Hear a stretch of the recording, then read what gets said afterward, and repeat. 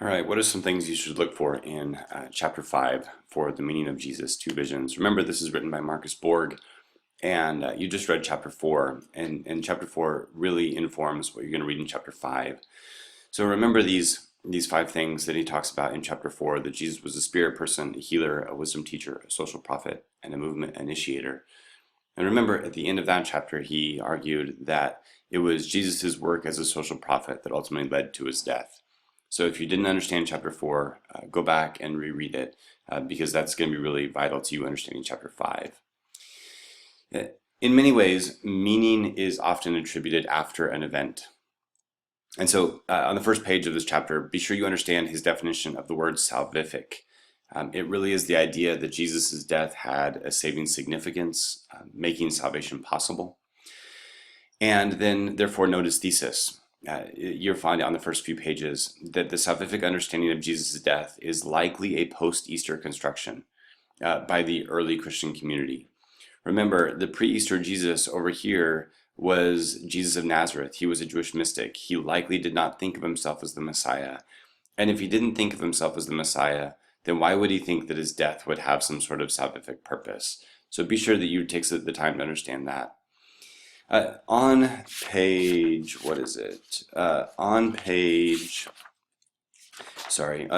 83, be sure that you really take the time here to understand the importance of Jesus's confrontation with the domination system.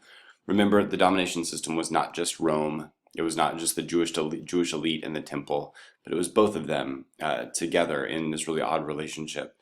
And so be sure you understand how Jesus and Pilate entered Jerusalem at approximately the same time. Jesus had a following, and Pilate had a following too, but Pilate's following was an army. Really quickly on that, remember that Jesus entered Jerusalem at the time of the Passover, and the Passover was the time in which Jews would remember their liberation from a former oppressor, the Egyptians. And so every year, from basically the Passover, from the Exodus to even today, Jews remember that event when God liberated the oppressed out of an oppressive regime. Now, if you are an oppressive regime, if you are Rome and you're keeping the Jews oppressed, wouldn't that be a climate where the Jews really might rise up and revolt?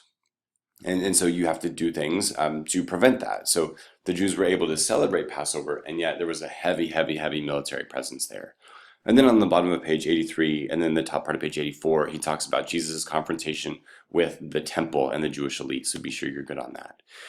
He now gives you a few more different ways to read the New Testament literature. Remember, he talks about history remembered.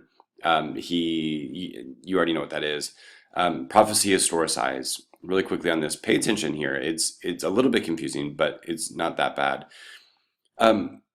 After Jesus, again, meaning is often attributed after an event. And so his argument is that Christians went back into the Hebrew Bible to try to find understanding or context to the Jesus event. So he does a pretty good job. Read that pretty thoroughly.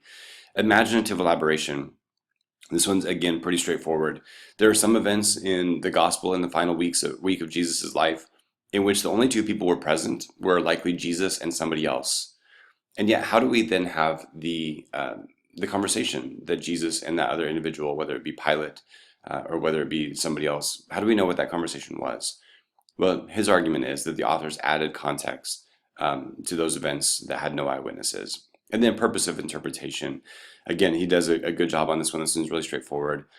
Sometimes we read the events in someone's life as really their life's purpose. So be sure you take the time on that. So what's historical and who is responsible? Pay attention to the last week of Jesus' life. And don't get confused at the end. When the Gospels say that Jesus died because he claimed to be the Messiah, Marcus Borg doesn't think that that's historically accurate. He says it very, very clearly on page 91 why he thinks Jesus was killed.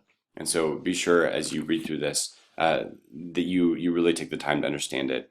It's a pretty straightforward chapter. It's a pretty short chapter. The point where you're going to have a little bit of trouble is right here on prophecy historicized.